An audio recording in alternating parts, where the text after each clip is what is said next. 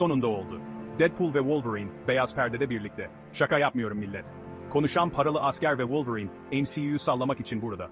Deadpool ve Wolverine, aylardır beklediğimiz süper kahraman filmi, sizi daha fazlasını istemenizi sağlayacak, kahkaha ve aksiyon dolu, heyecan verici bir yolculuk. Film aylardır internetin dilindeydi. Hayranlar bu iki ikonik karakterin yollarının sonunda ne zaman kesişeceği anını heyecanla bekliyordu. Ve size söyleyeyim, beklemeye değdi. Film, abartılı aksiyon sahnelerinden iki başrol oyuncusu arasındaki komik atışmalara kadar her konuda beklentileri karşılıyor. Bu sıradan bir süper kahraman filmi değil. Çılgın bir yolculuğa hazır olun. Kabul edelim ki, son zamanlarda çok fazla süper kahraman filmi izledik. Kalabalıkta göze çarpmak giderek zorlaşıyor. Ama Deadpool ve Wolverine tam da bunu yapıyor. Biraz bayatlamaya başlayan bir türe taze bir nefes. Filmin gizli silahı mı? Benzersiz aksiyon, mizah ve öz farkındalık karışımı. Kendisinin bir süper kahraman filmi olduğunu bilen ve bu gerçekle çok eğlenen bir film. Ama meta mizaha kanmayın. Bu film oldukça etkili. Aksiyon sahneleri MCU'da gördüğümüz en iyilerden bazıları ve hikaye zaman zaman şaşırtıcı derecede yürekten. Hassas bir denge ama Deadpool ve Wolverine bunu kusursuz bir şekilde başarıyor. Bu filmi bu kadar özel kılan şeylerden biri de Deadpool'un kendine özgü kaosunu benimseme isteği. Konuşan paralı asker burada formunda dördüncü duvarı sağa sola kırıyor ve gittiği her yerde genel olarak hasara yol açıyor. Film, Deadpool'un kameraya dönüp doğrudan izleyiciye hitap ettiği o klasik Deadpool anlarıyla dolu. Filmin konusuyla dalga geçiyor, Wolverine'le dalga geçiyor, hatta kendisiyle bile dalga geçiyor. Çok komik ve izleyiciyi sürekli tetikte tutuyor. Sırada ne söyleyeceğini veya yapacağını asla bilemezsiniz. Ancak tüm bu çılgınlığa rağmen Deadpool neyin önemli olduğunu asla gözden kaçırmıyor. Hala özünde aynı eski Wade Wilson, sadece doğru olanı yapmaya çalışan bir adam. Elbette kendi çarpık yöntemleriyle.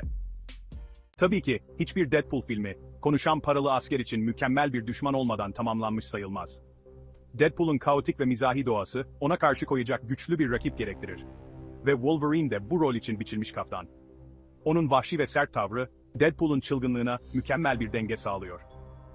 İki karakterin çizgi romanlarda uzun ve efsanevi bir geçmişi var. Bu geçmiş, onların arasındaki dinamikleri daha da derinleştiriyor. Ve rekabetleri beyaz perdede de aynı derecede heyecan verici. Her karşılaşmaları, izleyicilere nefes kesen anlar yaşatıyor. Dinamikleri tam anlamıyla altın değerinde. Birbirlerine olan zıtlıkları, hikayeyi daha da ilginç kılıyor. Deadpool'un sürekli gevezeleri ve saygısızlığı, daha ciddi ve içine kapanık Wolverine'i çileden çıkarıyor. Bu çatışma, izleyicilere bolca kahkaha ve aksiyon sunuyor. Ancak atışmaların altında iki kahraman arasında isteksiz bir saygı var. Bu saygı, onların birlikte çalışabilmelerini sağlıyor.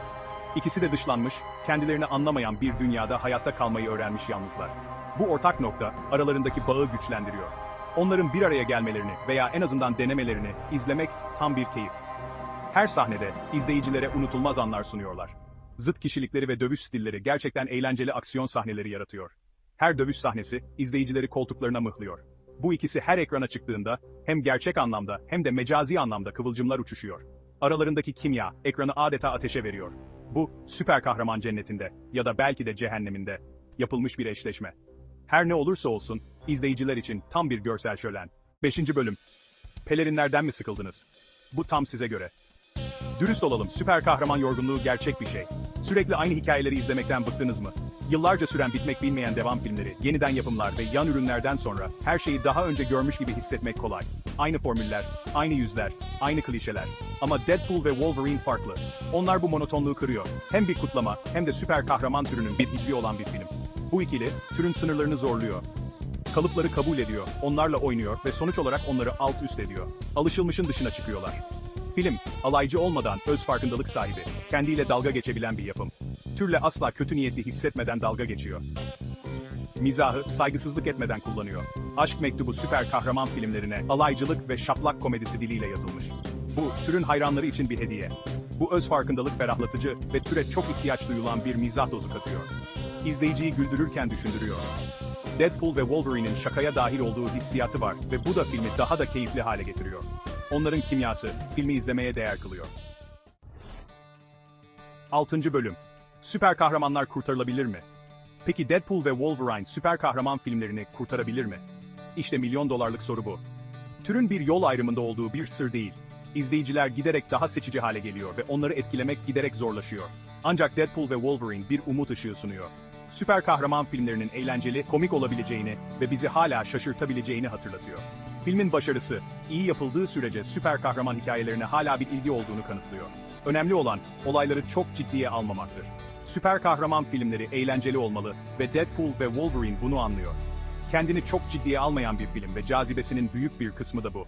7. bölüm, MCU'yu neler bekliyor?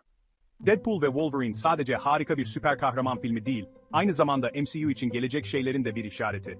Filmin saygısız tonu ve sınırları zorlamaya istekli olması, Marvel'ın en büyük yapımlarıyla bazı riskler almaya hazır olduğunu gösteriyor. Filmin başarısı, daha alışılmadık süper kahraman hikayelerinin önünü açabilir. Ton, tür ve formatta daha fazla deneye yol açabilir. Daha fazla R dereceli süper kahraman filmi, daha fazla komedi, daha deneysel anlatılar görebiliriz. Bir Marvel hayranı olmak için heyecan verici bir zaman. Olasılıklar sonsuz ve Deadpool ve Wolverine sadece başlangıç. 8. bölüm, Kahkahanın mirası. Deadpool ve Wolverine birçok şeyle hatırlanacak. Aksiyon, duygu, her şeyin düpedüz saçmalığı. Ancak belki de en kalıcı mirası mizahı olacak. Bu, kendisiyle gülmekten korkmayan bir film ve bu da onu daha iyi hale getiriyor. Filmin mizahı sadece komik olmaktan öte, yıkıcı. Süper kahraman türünün geleneklerine meydan okuyor ve çok ihtiyaç duyulan bir öz farkındalık dozu enjekte ediyor. Süper kahraman filmlerinin her zaman bu kadar ciddi olmak zorunda olmadığını hatırlatıyor. Bu, sizin gülmenizi isteyen bir film ve her seviyede başarılı oluyor. Baştan sona bir kahkaha fırtınası ve jenerik aktıktan sonra bile uzun süre aklınızdan çıkmayacak bir film. 9. bölüm, sıradan bir süper kahraman filminden daha fazlası. Özünde, Deadpool ve Wolverine, sıradan bir süper kahraman filminden daha fazlası. Bu filmler, sadece aksiyon ve macera sunmakla kalmıyor, aynı zamanda derin duygusal temalar da işliyor. Dostluk, dünyadaki yerinizi bulma ve kolay olmadığında bile kendinize sadık kalmanın önemi hakkında bir hikaye. Bu karakterler, kendi içsel yolculuklarında izleyicilere ilham veriyor.